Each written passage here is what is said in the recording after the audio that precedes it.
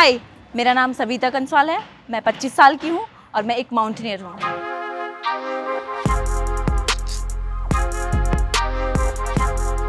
मैंने 9 expeditions complete किए हैं, जिसमें सबसे पहले है माउंट द्रौपदी का Danda, mount Tulian, mount Kolahai, mount Lobuche, mount CB13, mount CB14, mount Trishul और माउंट लोत्से, जो कि दुनिया की चौथी हाईएस्ट पीक है। और अब मैं क्लाइंब करने जा रही हूँ माउंट एवरेस्ट।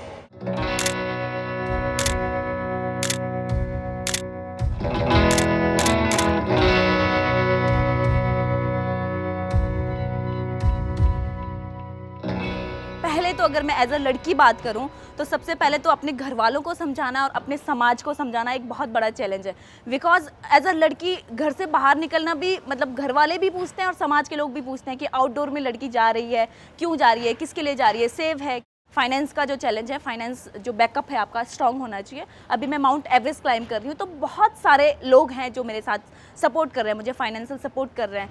स्पेशली राज भट्ट सर है जो कि बहुत सारे लोगों को सपोर्ट करते हैं। तो सबसे बड़ा चैलेंज जो है वो फाइनेंस का है। मतलब जब तक आपके पास फाइनेंशियली आप स्ट्रांग नहीं होगे तब तक आप माउंटेनियरिंग नहीं करोगे। आउट ऑफ नेटवर्क आप 2-2 महीने आपको रहना पड़ेगा। आप घर वालों से बात नहीं कर सकते हो, आप दोस्तों से बात नहीं कर सकते हो, आप सेल फोन नहीं चला सकते हो। तो आपको एक इमोशनली भी आपको कहीं ना कहीं आपको स्ट्रांग रहना पड़ेगा। पहाड़ी लोग होते ही स्ट्रांग हैं। और अगर मैं खुद की बात करूं तो मेरा जो स्कूल भी था वो 4 किलोमीटर घर से पैदल था। स्कूल से एक एडवेंचर फाउंडेशन कोर्स था हमारा, जो कि उत्तराखंड गवर्नमेंट द्वारा ऑर्गेनाइज था। वो मैंने किया और वहाँ से मुझे पता चला कि माउंटेनियरिंग एक बहुत बड़ा फील्ड है, बहुत अच्छा फील्ड है जिसमें हम अपना करियर बना सकते हैं। तो बस कहीं ना कहीं मन में आया कि मुझे माउंटेनियरिंग करनी है। एक जहन था मन में कि मुझे माउंटेनियरिंग करनी है। देन मैंने mountaineering courses Nehru institute of mountaineering Uttarkashi से स्टार्ट किए और सारे कोर्सेज मैंने कंप्लीट किए।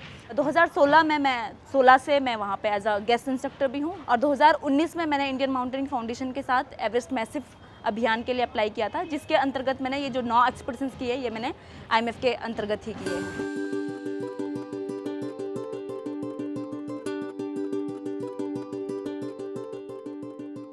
2021 में मैंने माउंट लोत्से क्लाइंब किया। तो जब हम कैंप 3 से कैंप 4 के लिए जा रहे थे, समिट वाला जो लास्ट पुश था, वहाँ पे डेड बॉडीज रहती है और हमें वो क्रॉस करके जाना होता है। बिकॉज हमारे पास इतनी एनर्जी नहीं है कि हम डेड बॉडी को साइड करके जाएं। तो नेपाल गवर्नमेंट ने इस बार क्या किया था कि डेड बॉडीज़ को वो 8000 मीटर से नीचे की जितनी भी डेड बॉडीज़ है वो नीचे लेके आ रही थी और हम क्लाइंब करने के लिए ऊपर जा रहे थे। तो कहीं ना कहीं एक अपने ही फैसले पे डाउट हुआ कि मैं गलत जगह तो नहीं आई हूँ, मतलब मैं जो कर रही हूँ मैं सही कर रही हूँ या नहीं कर रही हूँ। क्योंकि मुझे पता था लोत्से में मुझे 21 लाख रुपए भारत सरकार ने मेरे पर स्पॉन्सर दिया था मुझे। तो मुझे पता था कि मैं एक इतने नॉर्मल फैमिली से हूँ जो कि 21 लाख रुपए मेरे लिए एक बहुत बड़ी अमाउंट है और मैं इस अमाउंट को दोबारा से कभी इकट्ठा नहीं कर सकती हूँ। और वो जो वीक पॉइंट था, उसी वीक पॉइंट को मैंने अपना स्ट्रॉन्ग पॉइंट बना लिया।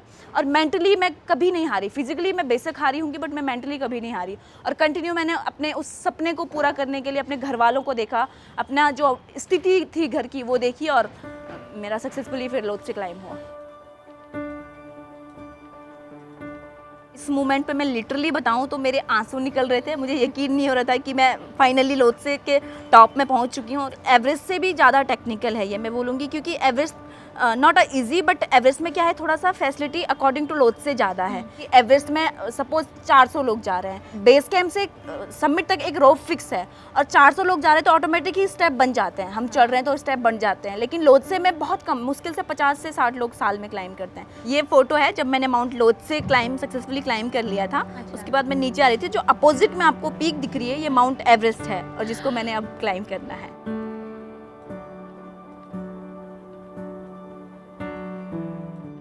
2014 में मैं देहरादून आ गई थी और मैंने कैफ़े कॉफ़ी डे में मैंने जॉब करी है। मैंने रिलायंस फुटवियर में जॉब करी है। तो एक 2014 से 2016 तक की ये जर्नी थी जिसमें मेरी सैलरी बहुत ज़्यादा नहीं थी। 6000 मेरी सैलरी थी। मैं कुछ अपना भी खर्चा करना था, घर वालों को भी देना था और अपने लिए पैसा भी बचाना था। तो उस ड्यूरेशन में मैंने थोड़ा करके एक ऐसी अमाउंट इकट्ठी की जिसमें मैंने सारे माउंटेनियरिंग के कोर्सेज एक साथ किए। पहले तो मैं बोलती थी ना बेटे, बहुत सारे बेटे हो गए। अब तो मैं बहुत खुश है, बेटे हो सबके ऐसे हो। क्या बात है।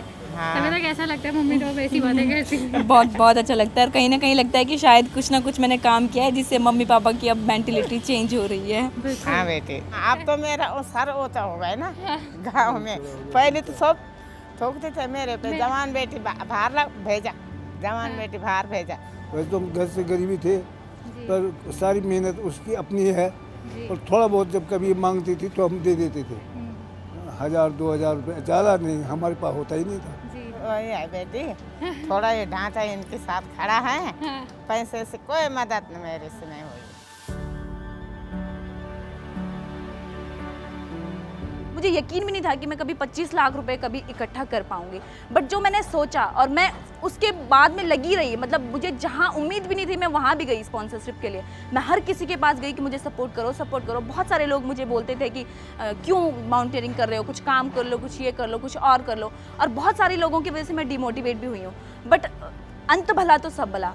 मैं यही बोलूँगी कि आप अपने जो आप सोचते हो और उसके पीछे आपने लगा रहना है, छोड़ना नहीं। तो डेफिनेटली जो आप सोचोगे, जो आप करोगे, वो आपको डेफिनेटली फिर आपको ज़रूर भगवान भी आपका साथ देगा।